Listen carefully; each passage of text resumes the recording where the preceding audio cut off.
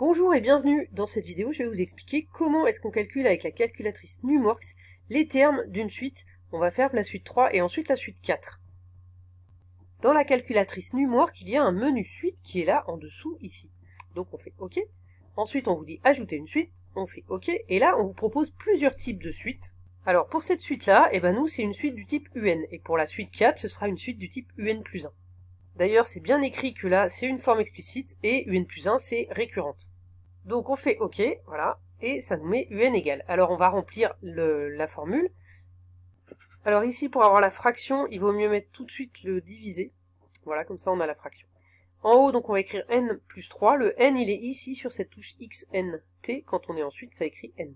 Donc n plus 3. Hop, et on va en bas, n plus 1. Voilà, et on fait OK. Et donc maintenant, on peut aller dans le tableau. Et on a les valeurs. Donc vous pouvez vérifier que ça correspond. Alors comme il y a des fractions, ça c'est 5 tiers, mais voilà, vous pouvez vérifier que c'est bien ce qu'on avait trouvé. Je vous remontre les valeurs, ça correspond bien. 5 tiers, c'est 1,666, etc.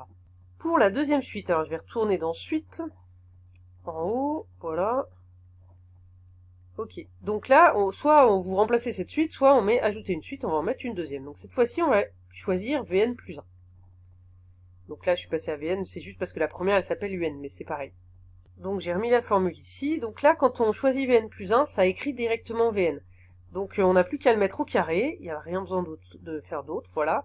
Et puis plus 3, c'était ça notre formule, voilà. Et il faut aussi mettre la valeur du premier terme. Donc on peut faire entrer, exe, voilà. Donc le premier terme pour 0, c'est 1, donc là on va le rentrer ici. Et voilà, et donc maintenant on fait OK, non c'est bon, exe ça suffit. Et on peut aller dans le tableau et on va avoir aussi cette suite-là. Donc il faut aller comme ça, là, voilà, si vous voulez voir les valeurs. Et on a bien les valeurs qu'on a trouvées tout à l'heure, 1, 4, 19, enfin tout à l'heure, dans l'autre vidéo, 1, 4, 19, 364, etc. Ça devient très vite des nombres très grands. Voilà pour la Numworks.